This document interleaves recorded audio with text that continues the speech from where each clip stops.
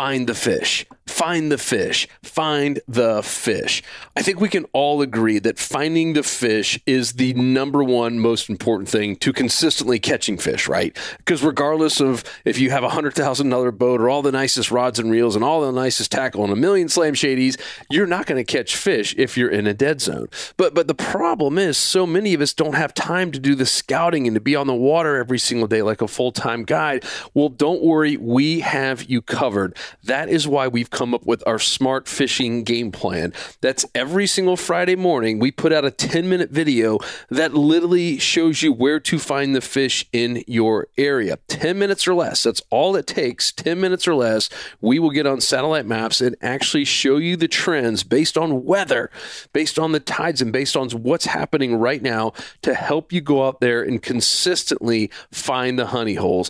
It's free to all of our Salt Strong Insider members. That's our Smart Fishing Game Plan. So if you are a member, make sure to be checking out every Friday morning. We're coming up with a Smart Fishing Game Plan. If you're not a member, what the heck are you waiting on? This is just one more benefit on top of the 20 to 30% off all of our tackle, on top of all the how-tos and all the on-the-water reports and all the fishing reports we're putting up every single day, and the amazing community. You will now get the Smart Fishing Game Plan completely for free, part of your membership. Go to saltstrong.com to join us today.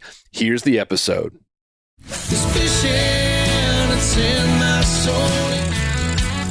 Welcome to the Salt Strong Podcast, disrupting fishing entertainment as you know it. Prepare to laugh. Prepare to get to know fishing legends in a whole new and unfiltered way. And on occasion, you might even learn a thing or two about fishing. Here's your host, Joe Simons. Like diamonds.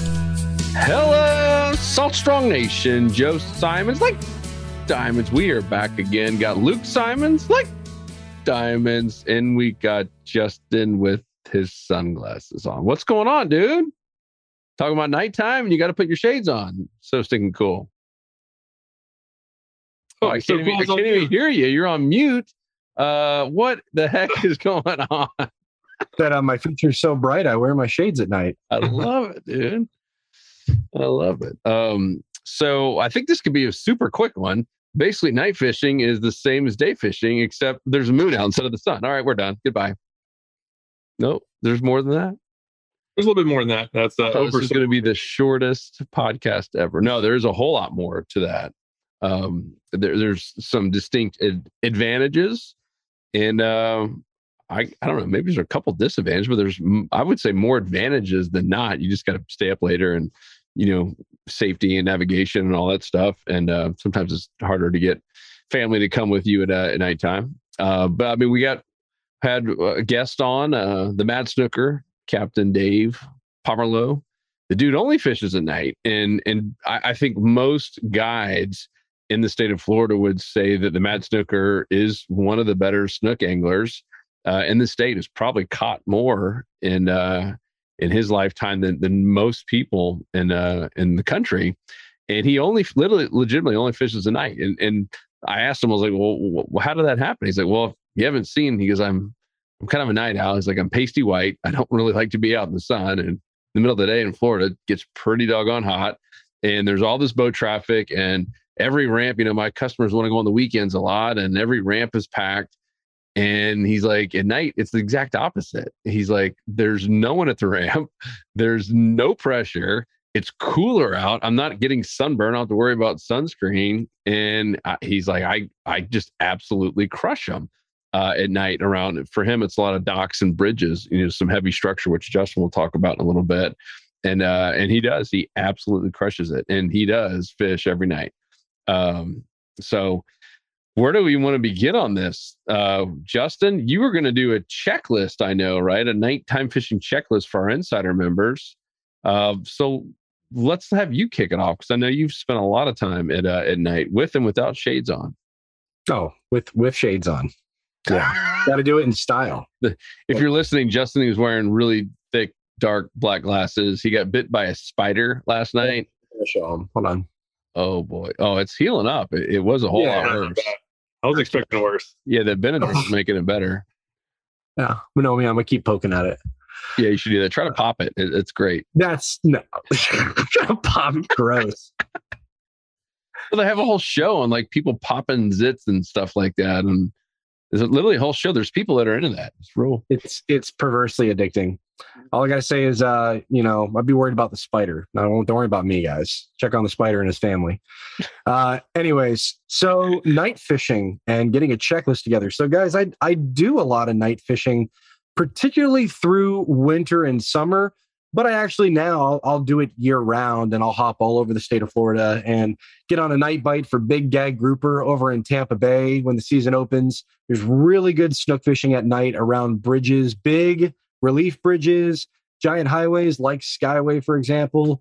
And I've spent many years fishing Haulover Canal, which, for those of you that don't know, that's actually the canal system that connects North Indian River Lagoon to Mosquito Lagoon. A lot of the guys watching this, if you fish that area, it is a highway for monster redfish and black drum, but there's actually a fantastic snook fishery at Haulover. But those fish are very, very hard to get. They are very tough. And I've spent probably, maybe 10 years fishing that bridge, trying to dial it in. And from that success, from getting snook, I have a good story. I think I might have said it on a previous podcast. During COVID, like when COVID was at its height, okay, end of March, early April 2020, I remember going out with my neighbor to Haulover thinking, okay, well, we can't do anything but go fish, right? So let's go to Haulover at night. There's probably, still a couple straggler shrimp running through right now. We can go fish around the fenders, on the outside edges, around the little overhanging lights, get a couple snook, maybe a redfish, go home. Well, everybody else had the same idea. And that was the busiest day I had ever seen Haulover Canal. It had well over 50 boats, people playing country music, cheering, falling out of their boat, probably hammered. It was pandemonium. What percentage had masks on? 0%, -5% of people had masks. And even though you're outside, everybody was on top of each other. This canal's not very wide, but within a matter of 15 minutes, I found a very small section of the bridge that had the boat here and a boat here and a gap. And I said, this is the only area I have to fish. And in 3 casts, I got a slot snook, pulled it up, said, all right, ladies and gentlemen, going home, let it go. And then we were out of there in 15 minutes. So awesome. even at the craziest time, when I have never seen more people at that bridge at night, partying, fishing, having a great time, where there's all this ruckus, still able to pull out a really, really nice big fish. I can tell you, if that happened during the daytime, I don't think my odds would be nearly as good. I think I'd struggle, and I probably wouldn't even catch a fish. And mind you, that snook was on artificial. So I think there's a lot of benefits to fishing at night. And the most obvious is that in general, when you fish at night around bridges, you're going to have way less pressure. Like you said, Joe, there's not going to be nearly as much boat traffic. There's not going to be, 3-4 guys casting in the same spot, or jet skiers coming through, or all the things that we deal with throughout the daytime. And it's a fantastic type of fishing, specifically to go for bigger fish, at least in my opinion. If I want to go for the bigger snook or tarpon, for example, I do a lot of nighttime tarpon fishing, or giant redfish, I can get them to eat more willingly on artificial lures at night, because it seems like the time where it's the non-human hours, as Alberto Nye would say, non-human hours to go out and get these fish. But going back to the checklist. So yes, I think that it's different in how you approach it versus fishing the flats or having a day fishing the docks. A couple key things that I keep in mind: need to have a headlight.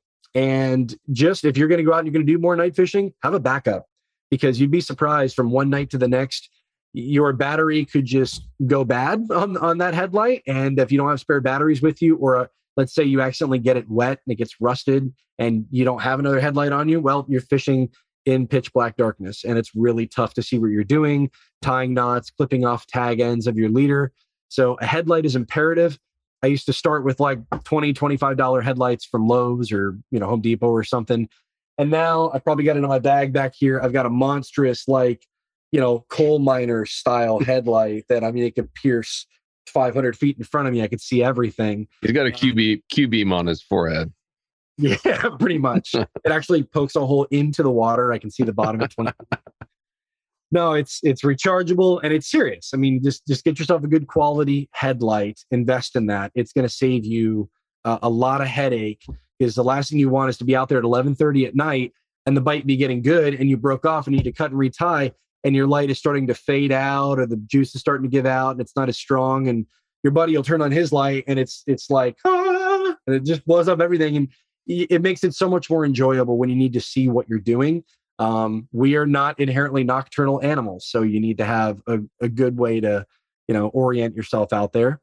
The other thing, and pretty much starting at about right now, because we've had more of a warming trend here late March, is bug spray, or better yet, like a Thermacell, some kind of insect deterrent, because they are gnarly at night. If you think getting out first thing in the morning when those no-see-ums and those gnats are firing around and starting to like burn away at your skin, well, take that times it by like 2 or 3, and that's what it's like at night, especially if there isn't any wind. If there's no wind at night and you've got warm, muggy conditions here in the Southeast, it's a recipe for getting bit up, and it sucks. So I've taken a Thermacell out there. It works for me in the kayak, but there's all different types of remedies for insect repellents. People use regular DEET spray. I'm not a big fan of it. So for those of you out there that have been doing this for a while, is it Skin So Soft?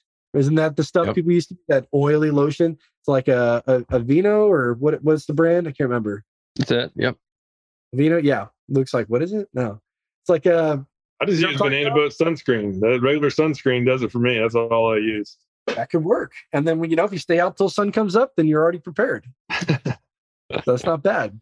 I mean, those are the two things. But in terms of gearing up to go fishing, I can get away with bigger leaders. I can get away with bigger lures. I don't have to be as stealthy fishing at night to go for all the same fish. So some of my biggest trout, snook, and redfish have all been caught at night on artificial lures. And I tend to bump up my leader by about 10 pounds more, sometimes 20, than what I'm normally using during the day, because they're not nearly as line shy. Whether they can see it or feel it, they're just in a happy mood all the time, from 8, 9 o'clock, pretty much until, shortly after that sun comes up. Whether, on moving water or even slack tide, fish are just happier at night. So I'll go with bigger leader, and I'll tend to go with bigger baits. Like a 5-inch paddle tail, the Bomber, is phenomenal if you just want a good scouting tool. You want to work it along the edge of pilings, or Luke's holding it up right now. Whether on a jig head or on a weedless weighted hook, you can go with the bigger weighted ones to get it down a little bit. I like it to work along the edge of the pilings, and then those big snook will come up and hammer them, thinking that it's a bait fish just slowly creeping on by, and the snook's doing what it's designed to do. So that's kind of like the baseline to start, but we'll dive further into this. Yeah, it's great. And Luke, you were just at Little Gasparilla Island, a place that we grew up fishing, and that was magical at night, right? You hit these docks, then they have a whole, I mean, if you guys don't know Little Gasparilla Island, Little Barrier Island, and there's one whole stretch going towards the point, like towards Boca Grande, where there's moving water. You got a point there. It's a little pass. And those dock lights, you were one that was pretty close to the actual pass. They're just loaded with snook. And they're probably loaded with snook all day long, I assume. But at nighttime, it's like, boom. All of a sudden, you get a dock light at that, which attracts the little small shrimp and little fish. And you can just see them in the shadow line. And usually it's something with the tide. And I wish I knew the answer to this. Hopefully, when you guys can enlighten me. But there's usually like a trigger. And it's different every night. But there's usually a trigger. And that bite is on fire. Like you can almost throw anything in there on certain nights. And then some nights, it'll just won't happen at all. It's really, really wild. So, Luke, I saw you even did one with a figure 8, right? I mean, you were just like, it was like anything you tried kind of worked. Those are really, really fun. So talk about your experience with docks at nighttime. Yeah, I mean, just a lot of the predator fish will use the docks for ambush and prey and for safety from dolphin. And the cool thing with a lot of docks is people will put lights, and there's nothing special about Little Gasparilla. There's pretty much any coastline around here in St. Pete, same thing, right? Go out at night, find a dock line that has moving water, right? And at least 5 feet of water, ideally more. And if you have those dock pilings with moving water and a light, the odds of there being no fish under it are pretty small, because all those fish along that shoreline, they'll basically naturally gravitate toward that light because they can just easily ambush prey. A lot of shrimp get flushed out with the current flow, a lot of crabs. it's surprising how quickly a snook will eat a crab. I didn't think snook ate crabs for many years, and I literally would just watch them pluck them off as fast as they could while just watching them under the lights. But it's just a fun way to fish. It's almost cheating though once you do it for a while, because it's kind of like the fish in a barrel. Although there's no structural barrier for the fish, they'll just naturally be under those lights. And once you get comfortable using, I like using lures. And my favorite is just getting the jig. And it's like the Power Prawn USA is what I was using this past weekend. They were shrimp that were running, and so the shrimp would be coming through, and they were just getting popped. And it was pretty much as soon as a natural shrimp came in and got the fish a little bit fired up, just throw in a fake one, and they'll hit it immediately. And what was interesting, once they slowed down, like towards the current flow period, after it started slowing down and the bait stopped coming through, which is what was triggering the feed. It's really about the current flow and how the bait fish are moving along. If you have no current flow, that's usually pretty much always the worst time to fish. If you have a higher current flow, it's better. If you have current flow and bait fish, that is primo. And you'll see it. Like you can literally see the snook rise up. They'll be higher up in the water column. They'll be, in many cases, just under the surface because they know fish are coming. They know bait fish are coming, and it's between them and the 50 others under that light to get it. And so they'll be holding right under the surface. That's when you know you're about to get hooked up on your very first cast. If you don't see as many down there, if you can kind of see their shadows and they're a little bit slower, a little bit further under the water, they're not going to be quite as aggressive. But in many cases, those fish are, the fact that it's so easy to do, a lot of people do it. So those fish are the smartest of the night fish. So if I'm going after the really big stuff, I actually don't like fishing the dock lights. I'd rather go to a bridge or something like that that doesn't have an actual direct light shining in the water, just because those fish aren't as heavily pressured and they can't see quite as well. I've had countless times where you can watch a snook under the light. They'll follow. They really are analyzing that lure. They are 100% used to being fished. They're very finicky if you don't have a good lure. And if you don't have scent on that lure, your odds of catching them really go down. So it wasn't like the old days where you could just kind of throw anything in there and get a hit. Now it's definitely more, it takes a little bit more skill if you're using lures. If you see shrimp going through and you have a live shrimp, you're going to get eaten. Right. So live bait under the lights is really hard to beat. But yeah, as far as night fishing, the easiest route is to go find a dock line. At least some of them will have some lights on them. If they're shining down directly into the water, that's good. If they're underwater lights, that's good too. I prefer the light shining down more than the underwater green light shining up. They both work. Why do you prefer the ones above? Just seems like I catch more fish off the ones that's shining down. And a cool thing that I've recently learned is that the snook are almost always hovered at the top. And then on the light shining down, I've caught a lot of redfish as I've been bouncing jigs along the bottom. So that's something I never did. I would always target those fish you could see. And then I started bouncing, and once got used to these power prawns on the jig heads, I started just bouncing it down on the bottom to see what was down there, and started picking off some really big redfish and grouper and all sorts of stuff. So the downward light, right, that is illuminating the entire spectrum of the water, whereas those a lot of those underwater lights, they're actually floating. So there's a weight on the bottom, and the light is hovering mid column, and the light is just pointing upwards. And so really anything below it is just black and isn't really getting the benefit of the light. For spectators, like for homeowners who just like to look at the fish, the underwater light's way better because you can see the fish a lot better. But I think when it's pointing up, those fish are down below it. They can just see the lure and analyze it a little bit better. And it just seems like they're a little bit more shy when the light's under the water. Yeah. But even if there's no light at all shining in the water or in the water, even the floodlights, there's light like 8 feet off the water where they're just kind of a floodlight over the dock. That actually works really good as well. Those don't get fish nearly as much, but they hold a ton of fish. So it's all fun. I was just gonna agree. Like I remember fishing a lot of green underwater lights. It's tough. You see a lot of fish, but you don't hook up as much. And those overhanging spotlights where you really can't see as many fish, but you end up catching way more fish. It's a really good tip. And even in between the docks, I remember for years we would just have the trolling motor down and we would only fish the dock lights, right? So we go for one dock light, and okay, we either caught some and they shied away or they weren't there, and then trolling motor up the next dock and just be talking or whatever. Make casts. Like even the docks without lights, there's many times going to be fish around them, especially in the full moon, where now they can pretty much see everywhere. Make casts even on the docks that don't have the light, because those fish right there naturally designed to be able to feed at night without any lights.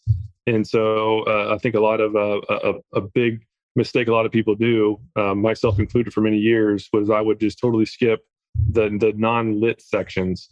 And in reality, there's going to be good fish there as well. On that subject, talk about the importance of fishing the shadow lines. I think that's a mistake, and I've seen some people in the community talk about it. It's like, man, I was tossing it right underneath the light or right above it if it's an underwater one, and thinking they're going to get the strike right there. And a lot of time, and that can work sometimes, if they're feeding right there, it can happen wherever. But many times, Luke, at Little Gasparilla, for instance, we were catching getting the most consistent bite right there in that shadow line.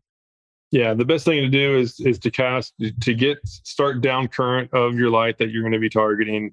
Cast over the light up current, and I like to use a jig, like a 1/4 ounce jig head with like a smaller lure, like a 3-inch to 4-inch, whether it's a shrimp tail or paddle tail, either work. I kind of prefer shrimp, especially when the water's clear, just to have a little bit less vibration. Again, these fish are very finicky. They've seen every single lure probably a million times, and so you want to be natural. You don't want to be abnormally loud.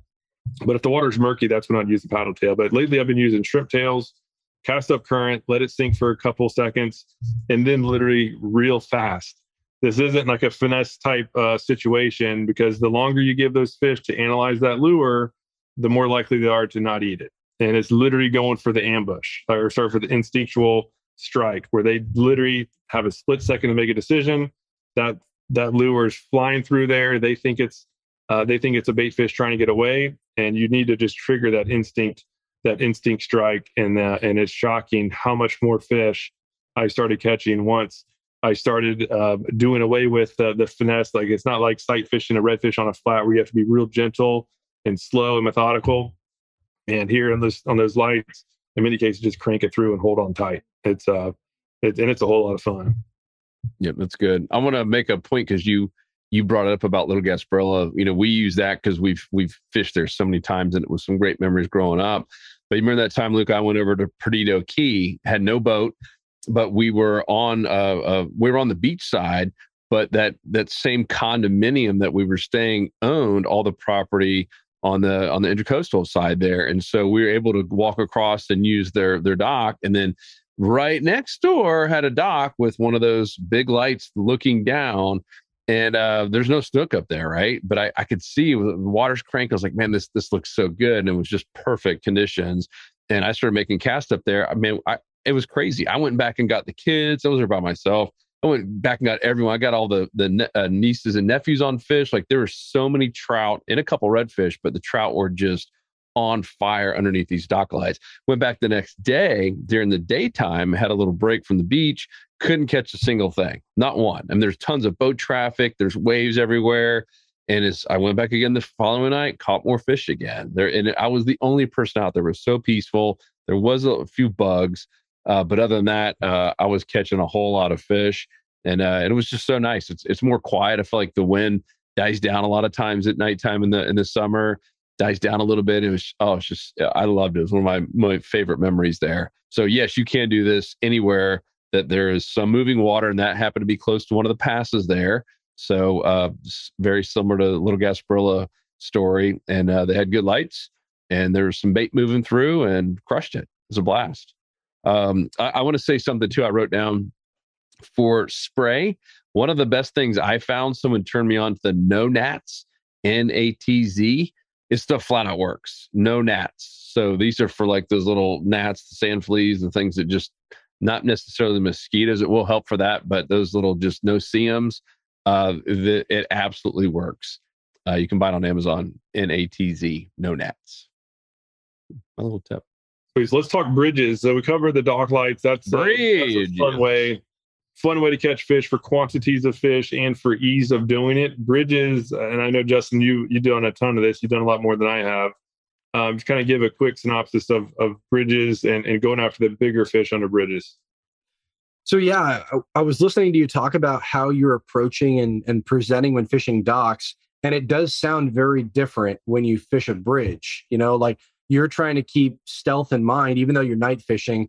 Like you're saying, a lot of these fish have been hit up at night or throughout the day. They're wary. You tend to go with smaller presentations, smaller shrimp lures. You have not a much different approach, but it is kind of different with your lures and how you're treating it. When I'm fishing a bridge, like 10 to 20, 25 feet deep or more, I'm going big baits, loud. I'm hammering in between the pilings. I'm getting in the diciest, gnarliest, heaviest, craggliest structure. Like any cast I make could result in a monster fish. And that's possible to do at docks. Like you could hook a 40-inch snook at a dock, but you're going to have a lot, if there's snook in the area, you're going to have a lot of those 20 to 24, 25-inch fish, a lot of them, which are a ton of fun to catch. You're going to get into a mess of trout. Depending on the light orientation, you'll get some redfish. But if you want the bull reds, if you want the 32, 34-inch plus snook, big gag grouper in Tampa Bay, I like doing that. It's a unique fishery. And I think it is possible in some bridges further up the West Coast as well. It's about big presentation. It's about getting noticed. So those fish in deeper water are much more comfortable. And during the daytime, when people fish it, either you've got boat traffic heading through the channel system or around all the pilings. I think of tarpon, for example. My gosh, like I love fishing for tarpon at night. And that's pretty much some of the only times I can get them to eat artificial, just because they're happy. But all these fish are looking for big baits. They're looking for ladyfish. They're looking for mullet. If a pinfish comes by, they want the double-decker cheeseburger of pinfish. Like they want the bigger presentation. He likes big baits and he cannot lie.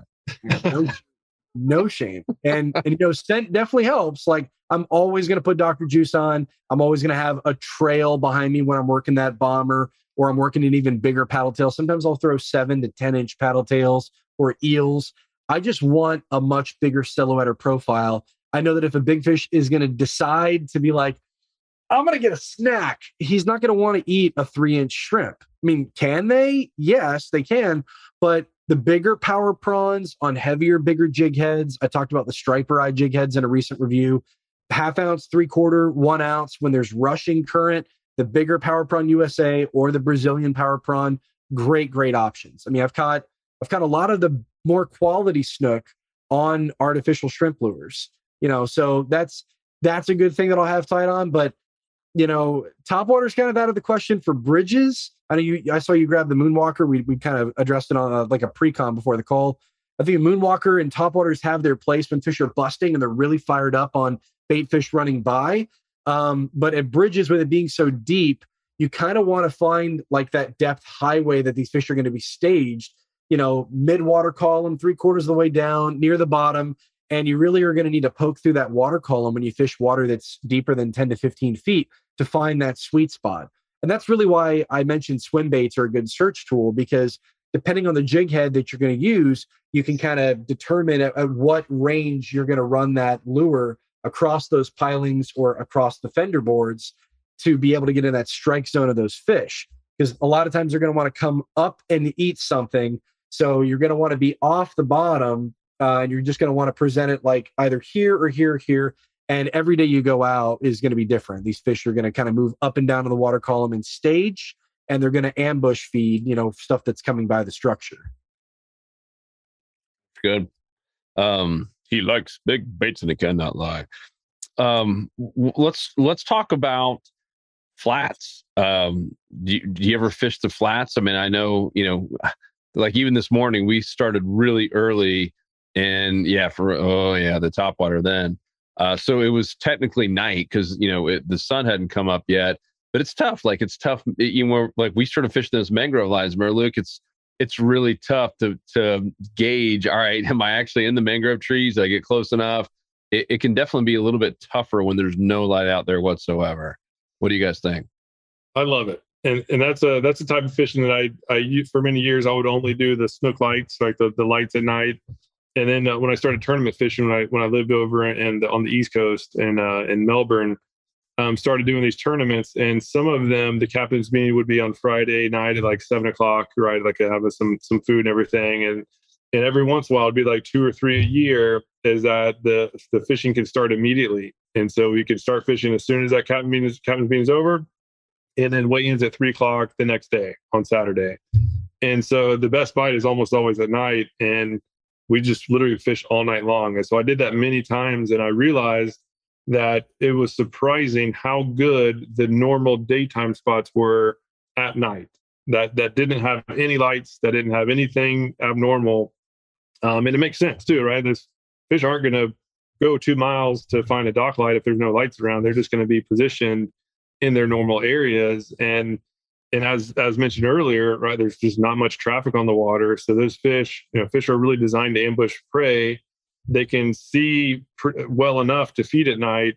There's less pressure. Like they're happy. They have less pressure, and it's a great time to go catch a bunch of fish. And so one of my favorite lures for fishing the flats at night is the topwater plug. Just a normal walk the dog lure. This is the Moonwalker.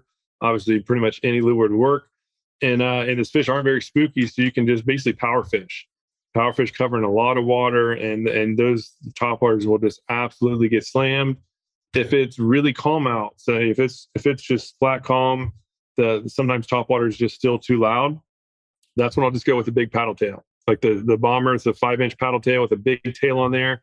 It's not going to be as loud as the topwater, which has rattles and is just really causing commotion. But this paddle tail gives off enough vibration where those fish can hone in on it and find it pretty easily in low light conditions, and they absolutely slam it. And so what I found in general, right, obviously current flow is a big deal, but in Indian River, there really wasn't a lot of current flow. In many different nights that we fished this, there was a pretty common theme, and the best bite was almost always within an hour or two before and after the sun set. So like right when that sun's going down, leading up to it was great. As it was setting, awesome. And then as you start seeing the light dim and get dark, man, that was like the best time. And what was always the worst time was about 3 a.m.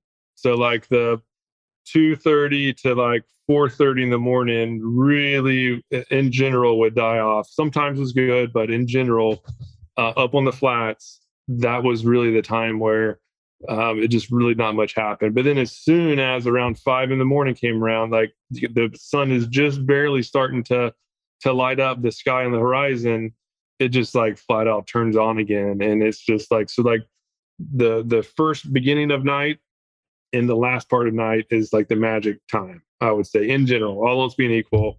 So if you are going to get into night fishing, I would say, and that's kind of the safest time to do it too, where you can actually get to your spot at daylight if you're fishing in the evening, and then you just have to be really careful coming back. Or in the morning, you can just get there really slowly and carefully at night, and then when you come back during the daytime, it's light out. So if you're new to this night fishing, try to do it at the beginning or ending of the night. It's safer and it seems to be better as well, but it's awesome. So if you are doing it again, I just like topwater, and artificial lures, in my opinion, is better than live bait just because you can cover ground. The fish, they're happy. It's really about just covering ground, and it's a numbers game. So just try to get a decent looking lure in front of just as many fish as you can, and you're going to get popped. It's a lot of fun. You mentioned the Bomber, the Slam Shady Bomber is what you're holding. What about Gold Digger Bomber? I know, Justin, you like the darker one at night, perhaps, or no? It's probably good. I've never used it. I mean, I've been using the Gold Digger Bomber when the sun gets high, actually, because I feel like that black contrasts really well. I haven't tried the Gold Digger Bomber at night. One thing I actually wanted to add is that's a cool time when it's dark. Well, let's consider any time that the sun is not up over the horizon, nighttime, even if it's early morning, right? Like, let's say that 4 to 5:30, 6:15 window before that sun breaks the surface. And I got your $5 word for the podcast because I know we like $5 words. Mm-hmm. Crepuscular. What? What? That one sounds made up. That one might be made up. Party time. Crepuscular. Say it in a sentence. I went fishing during crepuscular hours. Man, I hope that's right. I don't know. Yeah, it's like it's that nautical twilight, that kind of that weird magical hour where it's not the horizon, but you're like, I think I see a little flicker of orange off in the distance. And you know what, Luke, down in Indian River, there's some areas in Wabasso and Vero that I'm going to go check out here soon that the monster snook are not up in the mangroves. They're off the mangroves, and you can work the bomber in the topwater. And man, that's when those really big girls are going to hit in that dark light time period. So big trout too. Yeah, that's when we caught a lot of our big tournament trout. They got crepuscular thighs, big girls.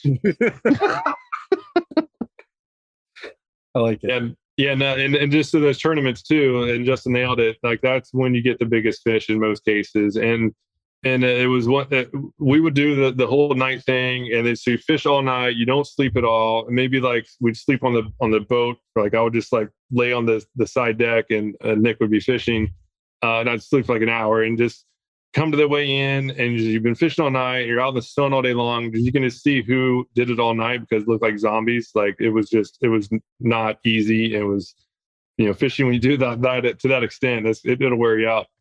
So what we started doing is on the night fishing, if we decided to fish at night, we would just fish at night, and we'd have these little hammocks. And the rules for the tournament is you couldn't go on the mainland, but there's a lot of islands out there. And so we started just as soon as the sun came up, knowing that the bite's going to die off, we have you better get our weigh-in fish at night because we're going to just pick up and sleep on the islands during the day. And we actually won the grand finale because we just got all of our big fish at night, and then just kept them in the shade with the live well going, because if the fish died, you have a point deduction or half-pound deduction.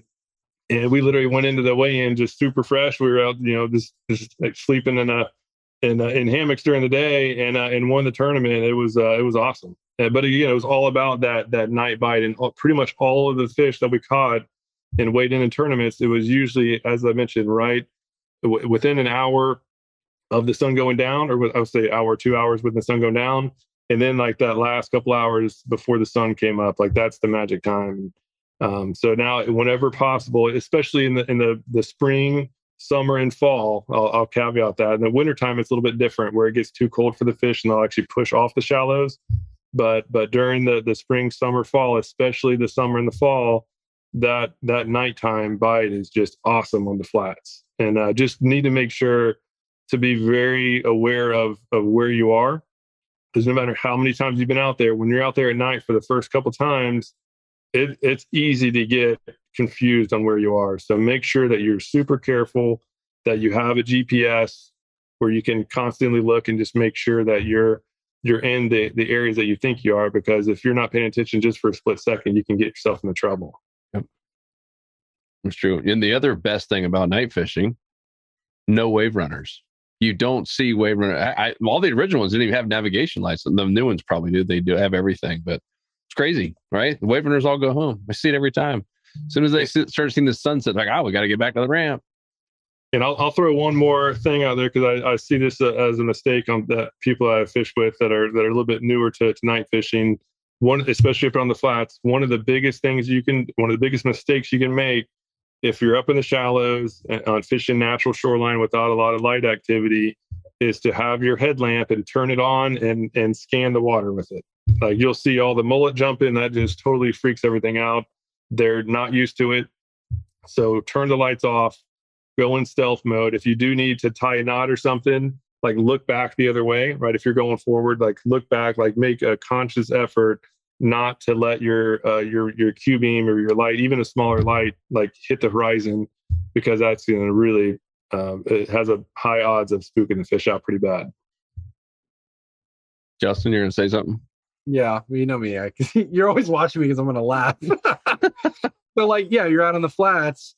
The sun comes up naturally. God brings the sun up naturally, right? And slowly.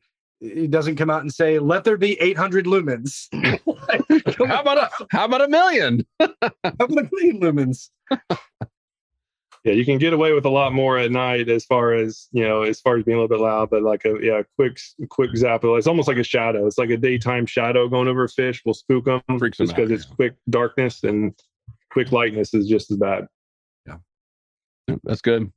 Cool. Anything else? Justin, I'm excited to see your nighttime full checklist. Yeah, it's going to be cool. Go through the whole whole shebang in my waterproof bag when I go out for the big monsters. Go for some tarpon, some snook, and maybe even some Goliath. Believe it or not, they're there, but it's scary to target them at night. It's a fun bycatch. That's awesome. Cool. If you guys have questions, let us know. We'll probably work on a little mini course for this as well. It's come up quite a few times, and it's great to talk about this, but it's also great to see someone do it on the water. So that'll probably be something we do next. Is it's just always been tough, because the camera, even an iPhone now, these iPhones are really great during the day, but if you try to use them at nighttime, you watch it's just not that good. You have to be right up next to someone and like really up in their face for it to really work well with kind of the night vision. So a lot of it's just been the photography issue, but we'll definitely go get some and we'll make it happen for you Insider members. So if you're not a member, what the heck you waiting on? 27 cents per day. They basically have a fishing guide in your back pocket telling you we have some really cool software. If you guys haven't seen it, it's for Insider members only, that actually goes out 14 days and shows you, it's a predictive analysis tool, the best days to go fishing to catch inshore saltwater fish, redfish, speckled trout, snook, flounder, etc., and even the best time of day for every single day. And now we've got wind, we've got sonar, so we now have our own maps. We've got doing a deal here pretty soon with Windy, like the Windy app, where we'll have that overlaid on top of all of our charts and the sonar. It is, oh my gosh, I can't wait for you guys to see it. A lot of it's there already. But we have a whole lot more coming over here in the next couple of months. And then the final piece, of course, is the tackle discounts, and then our smart fishing game plan, where every week we get on a little satellite map and basically curate everything that's happening for the trends in your area and tell you exactly what types of spots to go fishing every single weekend. So if that sounds like something you'd like, come join us. It's completely risk-free. Luke will personally cut your money back if you don't feel like you caught more fish and save time. Is that right, Luke? Absolutely. Yeah. I mean, I've always been raised to make sure that we earn our keep. And so we have the most generous guarantee offer, where if you don't think it's literally the best fishing investment you've ever made, just let us know and we'll give you full money back. And if you sign up with the annual plan, you have the entire year to make sure that it's amazing, that we live up to every promise. And again, if you don't, just takes 2 seconds, send us an email and you'll get your money back ASAP. Yep. And if you're not happy, we'll have Justin pop his little spider pimple on camera. That's in the small print. It's in very small print. Very small print. No small print, no catches. It's really just, get out there, use it. We know it's great. We know it can help you catch more fish for yourself, but even leave a legacy for your kids and grandkids too. This is something that brought our whole family together, and we want to make sure that you have the ability to do that as well. Yep, all about creating those memories. We want to create more memories with your loved ones? Then join us in the club. If you don't want any photo albums, that's fine. Just sit by yourself and hope and pray the next trip's better. No more catfish. All right, guys. Appreciate you big time. That's all at saltstrong.com. You can see a place to join the club. And of course, every one of these podcasts we put in the fishing tip section at saltstrong.com. So if you're watching this on YouTube, it's tough for us to check all the crazy comments because there's some absolutely crazy people on YouTube, because I think anyone with a pulse and 50 email addresses can have 50 different accounts, and people just say the wildest things on YouTube. And so for the most part, we try to answer all the questions over on our blog. So if you want to be taken serious and actually like interact with us, then go over to saltstrong.com, the fishing tip section, and we would love to interact with you. We check every single comment on there, come right to us. And of course, take it a step further, we have a private community for Insider members. That's a place that you can interact with us and send us questions, chat with us, etc. So that's community.saltstrong.com. Otherwise, we are out of here. Hope you guys have an amazing rest of the week and get a little night fishing in this summer. Peace. We out. Justin, Luke, great job, guys. See you. Woo, woo. What was the $5 word again?